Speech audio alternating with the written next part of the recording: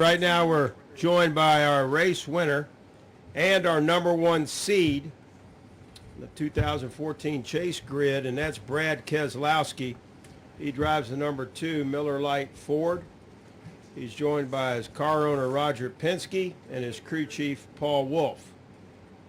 This is Brad's 4th win of the season. That leads everyone in the series. His 14th Sprint Cup Series win. His first win at Richmond. And Brad, congratulations not only on this win tonight, but you are the number 1 seed in the Chase Grid. And just talk about not only the victory tonight, but as you embark on trying to win your 2nd championship, you're leading the pack as we head to Chicagoland Speedway. Yeah, it was just a phenomenal night for our team here and everyone at Team Penske and the Miller Lite Ford Fusion. Car was fast, pit crew was flawless. And we put all the pieces together tonight. The tire change was a huge challenge for all the teams tonight, and that challenge created an opportunity, and our team just really struck and hit it hard. And I'm very proud of our effort tonight, and I'm very proud of the result that comes from a win and what it means to the bigger picture of having the first seed entering the chase. That's really something. And we want to keep that going as we get through this next 10 weeks. Let's hear from crew chief Paul Wolfe. And Paul, congratulations. This race team has certainly asserted itself as being one to beat. And maybe just talk about not only this win tonight, it's a big win winning at Richmond, but it's also big to be the number 1 seed. Maybe talk about that. Yeah, it definitely is. This team's shown a lot of speed all year long, and there's been some races over the summer months where I feel like, we didn't put all the pieces together like Brad said. We have had some other dominating performances, but we've had races that, we felt like we had a shot to win and we made mistakes or didn't put all the pieces together right. So last week I told Brad that, obviously it was going to be important that we've got the speed in our cars, but we've got to be able to execute. And to be able to come to Richmond tonight and do that, the race before the chase starts, says a lot about what we're capable of and what our team, can do as we get into the chase. So proud of the effort and proud of all the hard work that's been going on. We've been pushing the whole company, all the guys back at the shop to continue to make our race cars better, and they've responded to that, and we've been able to bring cars to the track that can perform like they did tonight. So hats off to all those guys, and it's exciting to be able to get win 400 for the boss, and what that means for him. Obviously, we're just a small part of those wins, but I'm glad we could be a part of it. And Roger, congratulations on this win tonight, and also on the excellent season that you guys have had over there at Team Penske, as both Brad and Joey certainly have been outstanding through the first 26 races. Brad's the top seed, Joey's the 5th seed. Certainly both are contenders. And just talk about this season so far, and now your outlook as you head to Chicagoland. Well, first, I want to congratulate Brad and Paul. Obviously, tonight was, a dominating run. It shows when we do get things together, the performance we have in the team. But I also think we got to think about Brad last year and, how he's bounced back. He was down maybe last year, but he came back this season. It just had been outstanding. And I give him a lot of credit because he's pushing the team. He's pushing Paul, obviously, with he and Joey together. They're working each other and trying to find the speed in the cars. But for us this last week, when you think about California and the IndyCar Championship and coming back here this weekend and getting our 400th win, got to thank this guy for getting it done. He told me before the race started, he said, I'm going to get you that 400. So to me, it's a pretty special time. But to compete at the level we are, and it's so close. I mean, this thing could go any way, and you lead that many laps and if you don't execute. But to me, pit stops are important, and we obviously have put a lot of effort into that. And I'd say tonight, Paul, we execute in that area, but what you're going to have to do is execute in that last pit stop at Homestead. So, we take this in stride, and obviously being top seed is a tremendous effort for the team, and certainly puts us in a great place. But you know, we're not blind. We know there's plenty of guys out there that can beat us, and they're going to want to. So what we have to do is stay on course. Thank you, Roger. A brief update, if I may, on the Jimmy Johnson is in the infield care center. He's being treated for dehydration. Thank you very much. Let's take questions now for either Brad Keselowski, Paul Wolfe, or Roger Penske. If you have one, raise your hand. We'll start right here with Deb. We'll go George, and then we'll go to Lewis. Deb, George, Lewis. Deb Williams, RacingToday.com. This is for Roger. You've already got the IndyCar Championship in hand. You finished 1-2 there. Now you're so strong over here. Is this the first time that you've ever been so strong in both series with the championship possibilities there? And if so, what having both teams in one location has played in that? I think we said that when we moved everybody together under one roof, where we could cross-pollinize, you know, the engineering. And we've moved a lot of people from NASCAR into Indy and vice versa from a technical standpoint, even over-the-wall guys. So to me, that's been a real opportunity. We want to have be one team, and I think we were north and south, and at the end of the day, I think Tim Cindric said, let's pull them all together, and that's made a big difference. We had a chance in 2012 when Brad won the championship. You know, we were leading it and then dropped the kick thing the last couple of races. So, you know, this is a real effort for us, and obviously I'm thinking about that, but I know we got to get to Chicago and get on with it.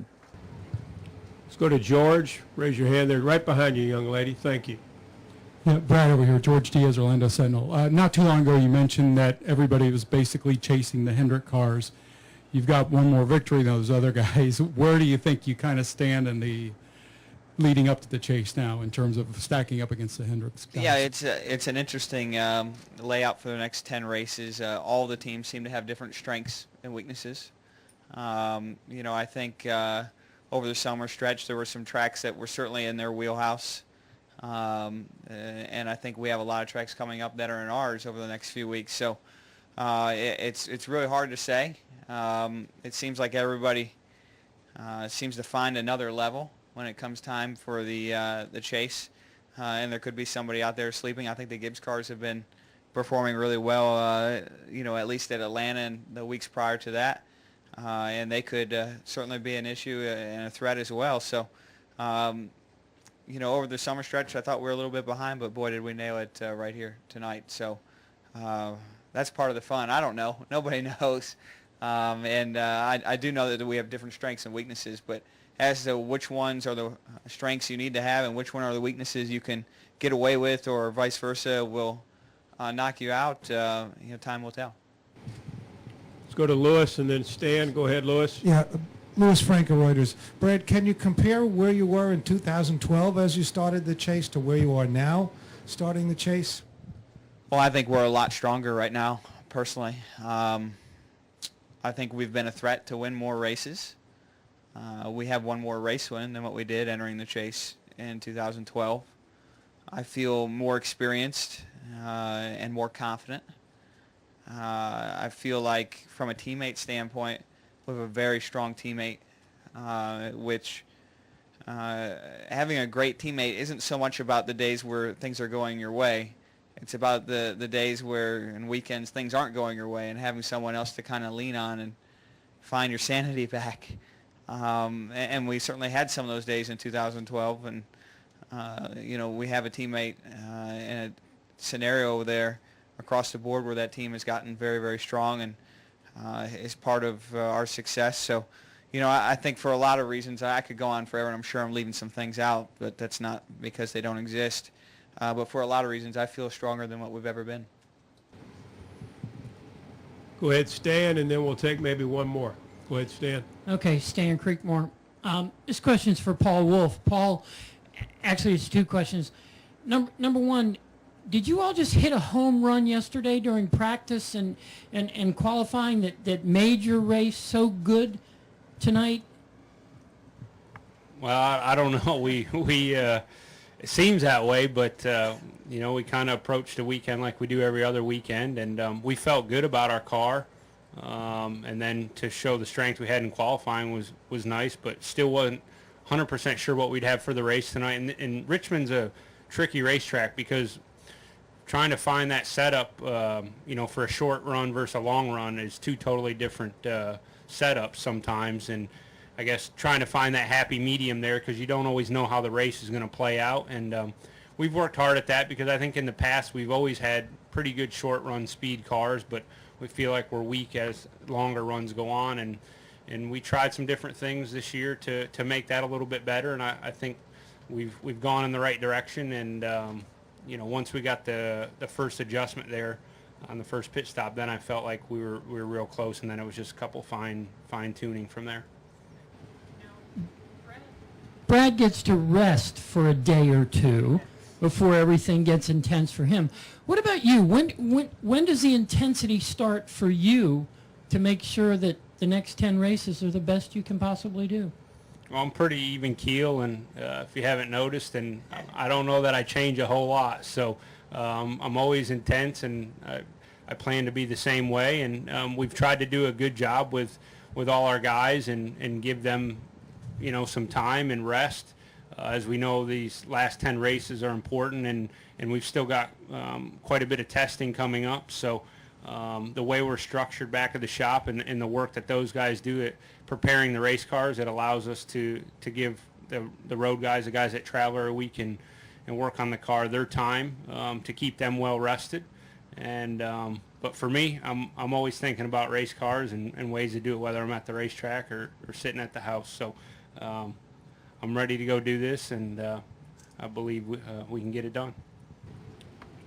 Final question right here. Go ahead, sir.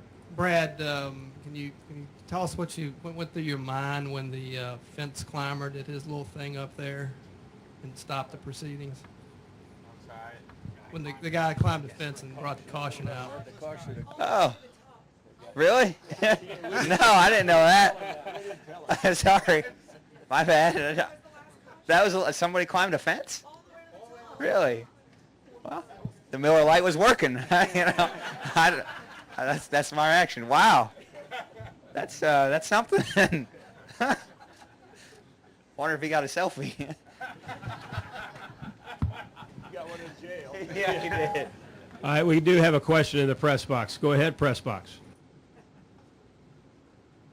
SpencerMotorsport.com. For Roger Penske, can you just reflect on the 400 wins? Just what an illustrious career. Well, when I think about it, I think of drivers and the team members and all the people at Team Penske over the years that have executed and continued to pull in the right direction. We've had some, world-class drivers, and certainly when I sit here with Paul and with Brad and Joey here this weekend, I think this demonstrates how lucky we are to be able to attract, this type of talent, on our team. And 400 wins took a long time, but I remember when we tried to get to 200, we got stuck there for a long time. But as we learn more and more about getting the right talent, and it's a continuity of having the same people week in and week out, and I think that's why Hendricks is so strong, because you go and look at his group and you see them year after year after year, and they know how to execute. So I take my hat off to Mike Nelson, and certainly today, when you think about Travis Keisler and Tim Cindric, these people have been with us for a long time. So we've grown our people, and that's what it takes. Brad came on board. He wasn't sure what he was getting into, but you could see what he's been able to produce. And that's, I think, as I look back, whether it's Mark Donahue or Rick Mears or Bobby Unser, and you just look at the group over time, and every one of them has made a big difference, in the company. Do we have time for one more? Anybody else? Let's get this gentleman right here. He hasn't had an opportunity. We'll get him and end right here. Hey, Brad, Billy Fallon, Times-Dispatch. For 7 years, Ford hadn't won here, and now they've won 3 in a row, including a Penske sweep, of this year. What does that say about Ford coming along and how you guys are finding success? Well, I was thinking after I answered Stan's question, and he was asking about, our strengths and where we stack from where we've been in years past. I think they're a large part of our strength. Their commitment level to our effort at Team Penske and their continuous support is part of why we're here where we're at. I think they've got a long runway and a group of in their leadership right now that really is passionate about racing, and that's what it takes to be successful. And that's why we're proud to be a part of their family and proud to be associated with them. So, I think with that passion at the top level of Ford and how it resonates its way down to the race teams, I would look for more success to come. Congratulations to Brad Keselowski, Paul Wolfe, Roger Penske, and everybody over at Team Penske on this win tonight, on being the top seed, and best of luck in the 2014 chase for the NASCAR Sprint Cup. Thank you, guys. Appreciate it.